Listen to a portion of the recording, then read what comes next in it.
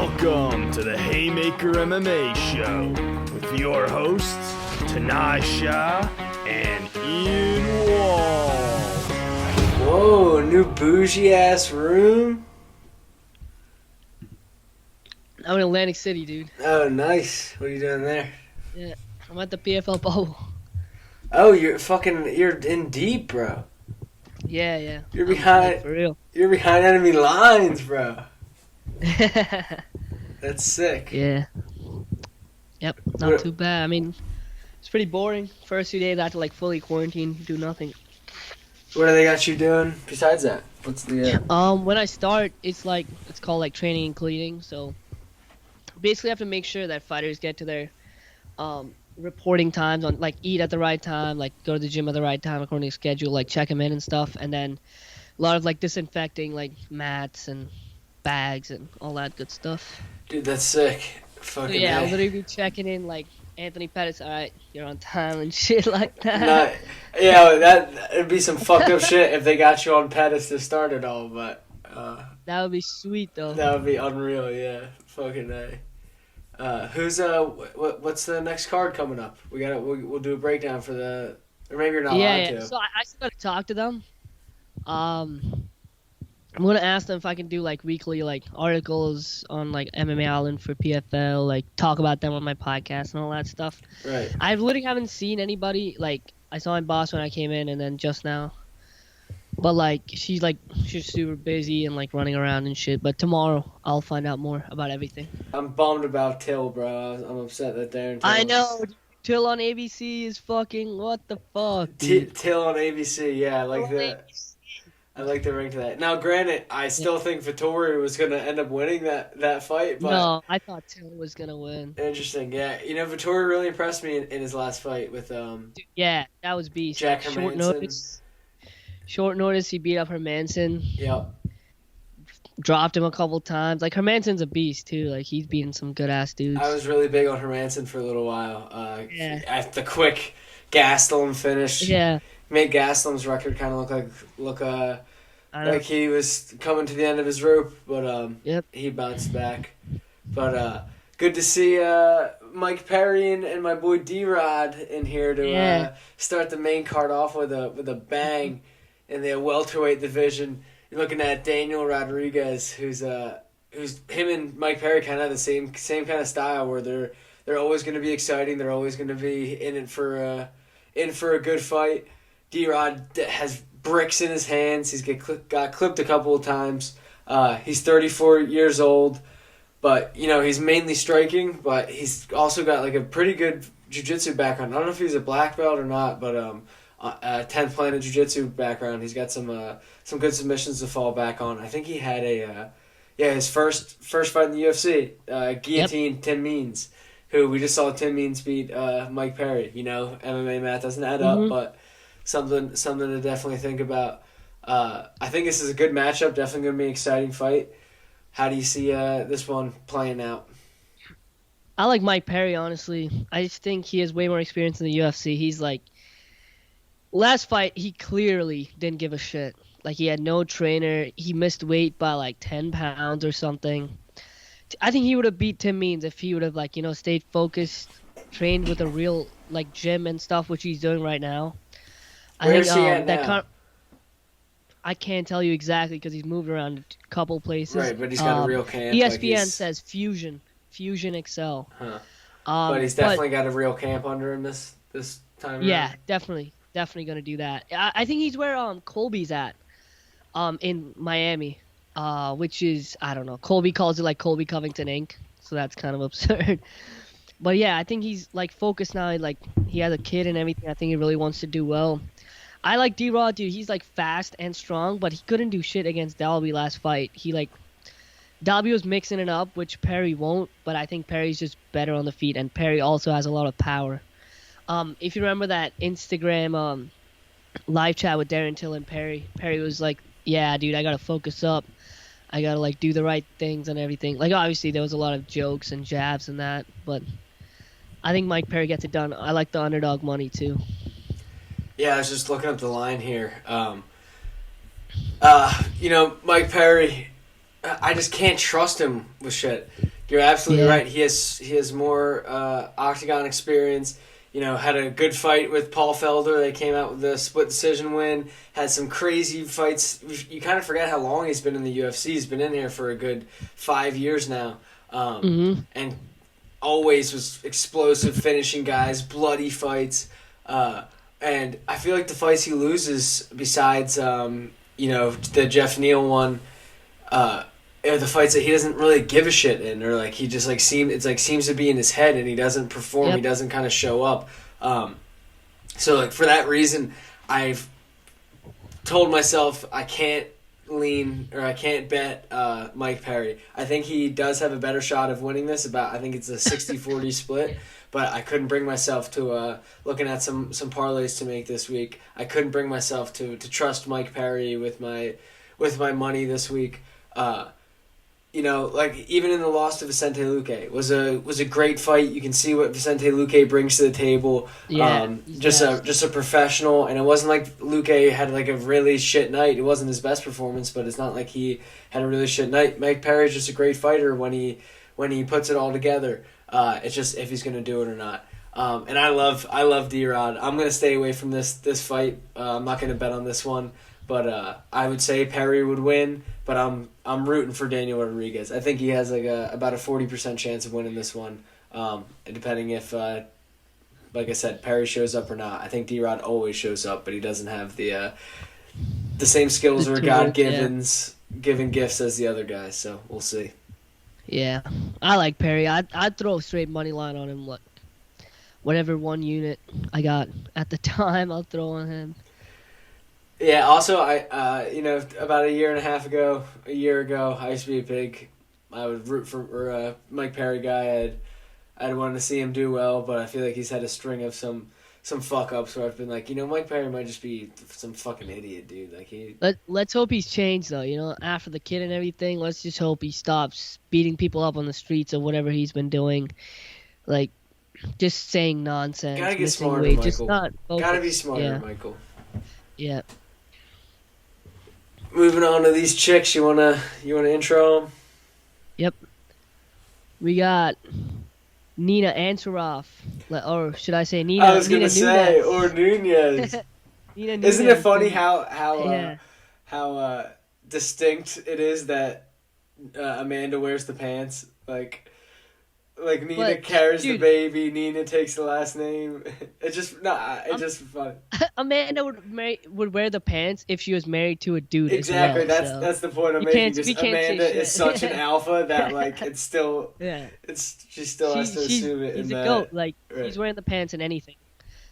She's the actual goat. So we got Nina Nunes Ansaroff taking on MACKENZIE DERN. Toughest test for MACKENZIE DERN to date. A nice strawweight fight. I liked how obviously MACKENZIE DERN's jiu-jitsu skills, so Ansaroff's got to stay away from that guard. I think Ansaroff will definitely have the advantage on the feet, although that Jason Perillo boxing was looking good for MACKENZIE DERN in her last fight. She didn't it wasn't too pretty, but it was pretty effective, I'd say. So yeah, man, what do you got? Yeah, this is another one where I'm leaning more with mentality here. One thing that could Ansaroff has looked great in her previous performances. However, she lost her last one to probably the best. We haven't seen her in forever, but probably the best wrestler in that division, and Tatiana Suarez, or maybe one of the best fighters in that division. Back problems, I think, has kept her out, kept her sidelines for years now. Reading about that. Right, and a loss to her in 2019, lost to Tatiana Suarez in 2019, and then gets pregnant and has her baby, her and Amanda's baby there, and now has MACKENZIE DERN, a huge another test lined up. So I think back in 2018, I would hammer Nina Ansaroff to crush MACKENZIE DERN. However, there's a couple layers here. However, MACKENZIE DERN has looked great, like I said, with the Perillo boxing. Obviously, she's with the best grappling game or the best jiu-jitsu game in that division, probably. But her boxing looked like shit for the first fight or two, and now her boxing looked more dangerous. And then I thought for a second and realized, Ansaroff's out of American Top Team. MACKENZIE DERN lost to Amanda Hebos, her only loss. Also a girl out of American Top Team. Just another token in the side. So I'm leaning Nina Ansaroff in this one, given she the mom thing, and the Tatiana Suarez loss hasn't done too much to her. So just a slight lean. I'd probably do like a half unit on my personal betting on Nina Ansaroff here. Yeah, I mean, before Tatiana Suarez, she lost in June 2019. Claudia Gadelha, Randa Marcos, Angela Hill. Those are pretty legit fighters, all three of them. Like, always top 10. Some have fought for the belt, too. But, dude, I don't know. I like MACKENZIE's mentality. I think she's hungry. She broke her nose last fight. She went on to win. And I'm telling you, dude, if she steps in that guard, it's over. Like, I don't know how much exactly, like, I don't think Ansaroff likes to wrestle, like, too much. But if she has to take that shot, she's gonna be in trouble. Listen, I think no matter what, you go a few rounds in the sheets with Amanda, your grappling levels go up exponentially. We'll see how much that does for it. Fair enough. But yeah, I like MACKENZIE. I think she's gotten better, like, and I think she's hungrier. Like, Ansaroff is fun. Like, she has a great record, beat some badass girls already. She's not as young, not as hungry as MACKENZIE. And MACKENZIE, that jiu-jitsu game, I don't know. I hate betting against that. You think she's going to make weight this time? Yeah, she's been good about that in her last 2 or 3, so I think she will. I'm telling you, she's focused, man. It always sticks out in my head, that 7-pound. Yeah. But she's made weight every time after, so. Yeah, it wouldn't surprise me if MACKENZIE pulls it out. She's a beast also. But I'm excited to see Nina Ansaroff just her return. It's been 2 years. On the other hand, MACKENZIE's been a little more active. I think it's a good step for MACKENZIE if she has to climb the ladder at strawweight. And if Ansaroff gets the win too, she bounces back like she never left almost. Yeah, I gotta see Ansaroff in the weigh-ins and watch maybe a pre-fight. Good matchmaking. I'd say that for sure. Good matchmaking. All right, I'll do these next two boys in the light heavyweight division here with Sam Alvey. Man, looking like the fucking shell of himself recently, I think. He's got a draw in his last fight with Da Un Jung, who's also in the prelims of this card coming up. And before that, 3 losses: Ryan Spann, Clinton Abreu, Jimmy Crute, and Antonio Ruggiero Nogueira. Up against Julian Marquez, who had a shaky first round and a half, 2 rounds against Maki Pitolo.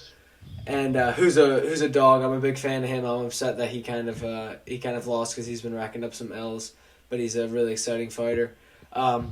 Had a loss to Alexio De Chirico, who had a great win over Joaquin Buckley recently. He's proved himself. Was that him? Shit. De Chirico beat Buckley. Yeah, he kicked him in the head. Yeah, okay, I'm right. He beat Julian Marquez also in the Marquez debut, I believe. But I just can't. Sam Alvey's fucking done. There's no way he's got anything back left in the tank. He's got like 50 fights almost. He's getting old. Let me see how old he is here. I think Julian 34. Marquez showed he's durable. He's dangerous. He has heavy hands in certain situations. He puts himself in danger, which previously, 34, you're right, which, with Sam Alvey a couple years ago would be crazy dangerous. But, I think the Cuban Missile Crisis is gonna be racking up some wins in the next year or two in the UFC as he kind of sharpens his sword.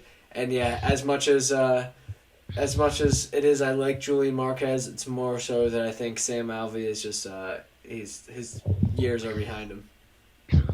Dude, I'll tell you what about Sam Alvey.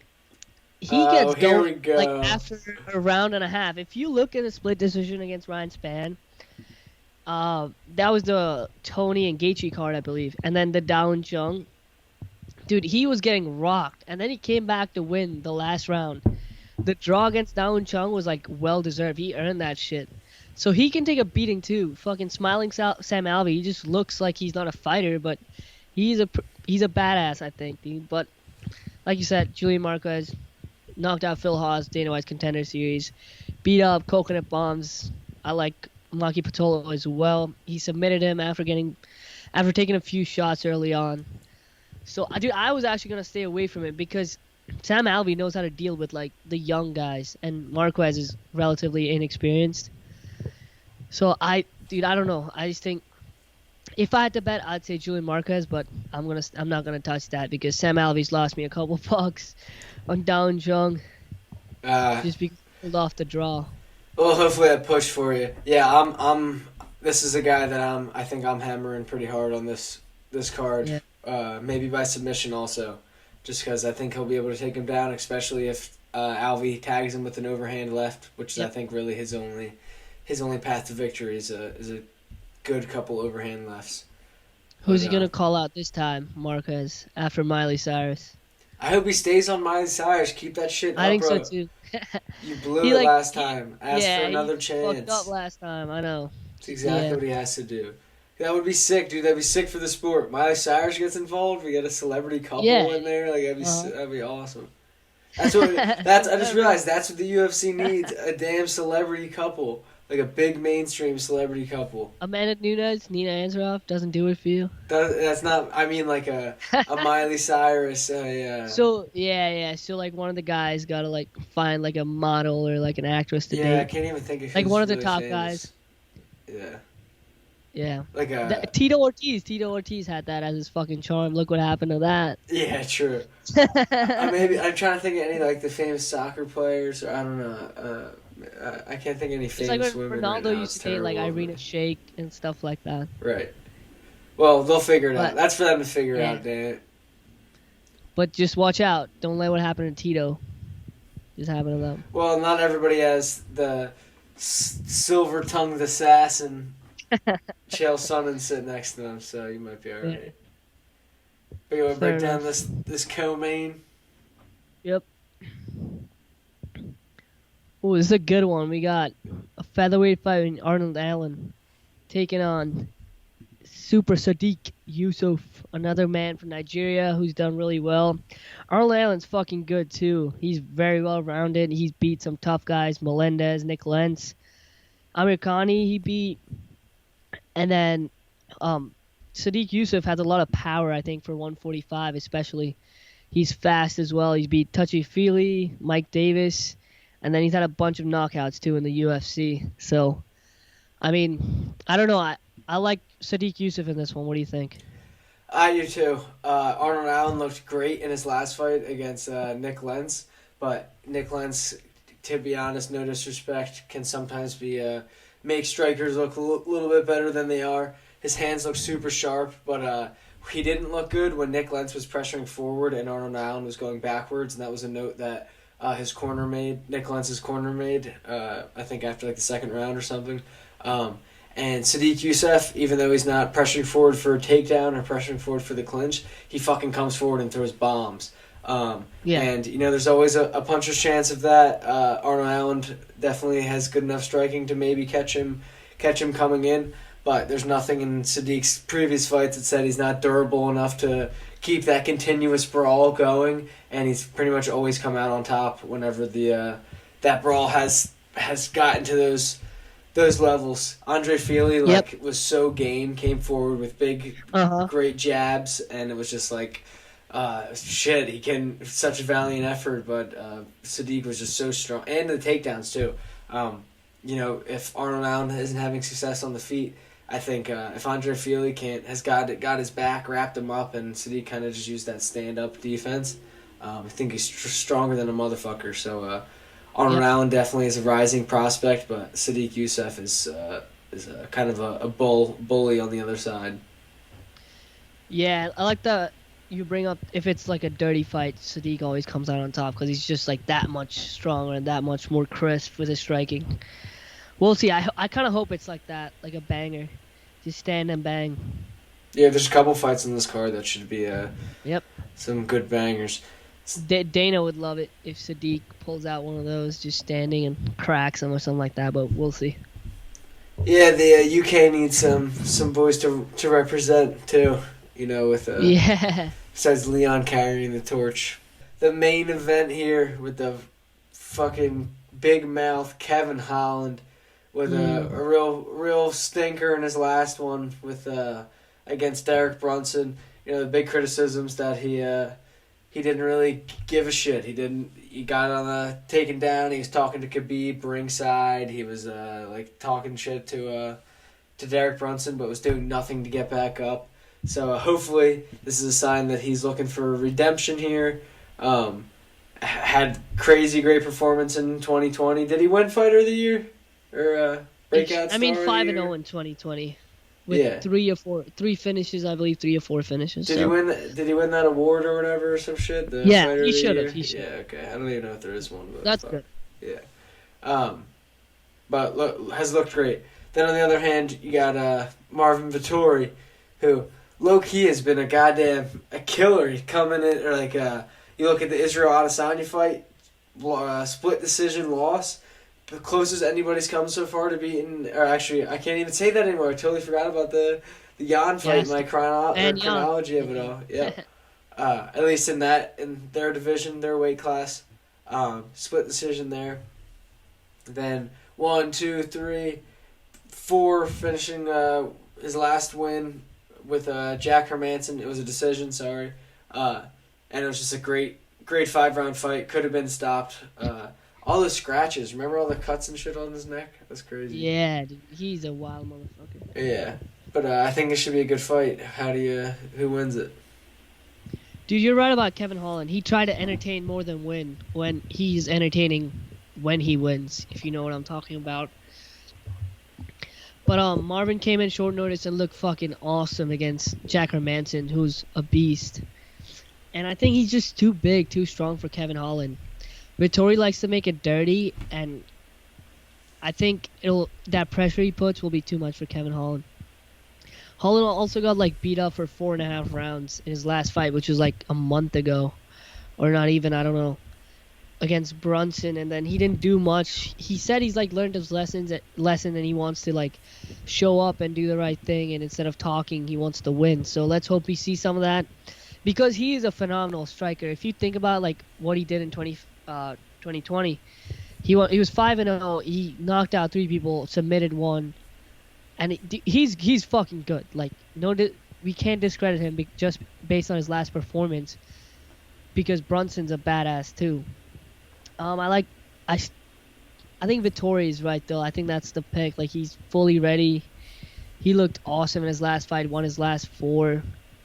And I think he's just too big and too strong for Kevin Holland, who he comes in at 183 and stuff on the scales, which isn't the best sign, you know. He was thinking about going to 170 after that last fight. He's pretty skinny. He does have that quickness at 185, but I don't think that's gonna affect Vettori too much. Who just seems like the hungriest person on the UFC roster. He's crazy. I don't know if you've seen any of those videos of him screaming and stuff. He's crazy. No. He submitted someone and he just started yelling, oh, like an animal. So yeah, he has that fire, that real fire he has. I'm just got fucked up looking at. I didn't realize how goddamn long Kevin Holland's been in the UFC. He's been in the fucking UFC since 2018. Because 2018 was that contender series. Then he fought Thiago Santos on that short notice when the whole Dana White thing happened. Big Mouth can fight. Big Mouth can really fight. I have no memory of that in my head. Yep. Wow, that's crazy. I was wow, it kept going down. It was UFC. I was Jesus. Yep. But yeah, you got to go with logic. Yeah. Logic prevails in the long run. Marvin Vettori on a full camp has looked awesome. He had the spotlight in the main event last time with Jack Hermanson. Could prove he could go 5 rounds. Had a fight before that with Carl Robertson, who's a fucking and I was gonna say had a lot of KOs, but he doesn't. But he was a good fighter in his own right. Watching that fight, he just got some heavy hands when he needs it. Yep. So if Israel Adesanya doesn't KO him, you figure Kevin Holland probably doesn't have the timing or precision to KO Marvin Vettori over 5 rounds, and Marvin wins. I think if it gets to 5 rounds, 9 times out of 10. Yeah. So I'm with you. Marvin Vettori, money line, big time. Yep. And I think Holland was saying he doesn't like to fight 5 rounds and stuff like that. Yeah, Marvin Vettori way more motivated and way more experienced, like in the 5-rounders. Also, yeah, this fight's on ABC, so don't miss out on that. It was supposed to be a big one with Vettori and Till, but Till pulled out for a shoulder injury. He broke his collarbone. But we got Kevin Holland to replace him, less than 2 weeks notice. So I think it's gonna be good. Like the whole card is pretty stacked. A lot of decent amount of contenders. I think it should be a good one. ABC, tune in. Yeah, the prelims look real good too. Kevin Holland. Yep. I think he owes somebody fucking money or something, dude. He's tied up with some wrong people, I think. Yeah, he's taking all these fights, bro. everything. I think after that last one, you would sit back and say, all right, don't give me a grappler, give me someone I can strike with. But, yeah, I think he picks up another L. I'll be watching on ABC. Is it a different time? Is it earlier? ABC, I think, let's see. ABC. We'll put on or you should put out a reminder for him. Yeah, well. Let's just get this real quick. 12 p.m. 12 p.m. Yeah. Early Saturday afternoon. ESPN Plus, and then ABC ESPN Plus. We got that's at 3 p.m. The main card. Bingo. Nice. Yep. Love it. Hopefully it's good weather. A little day drinking.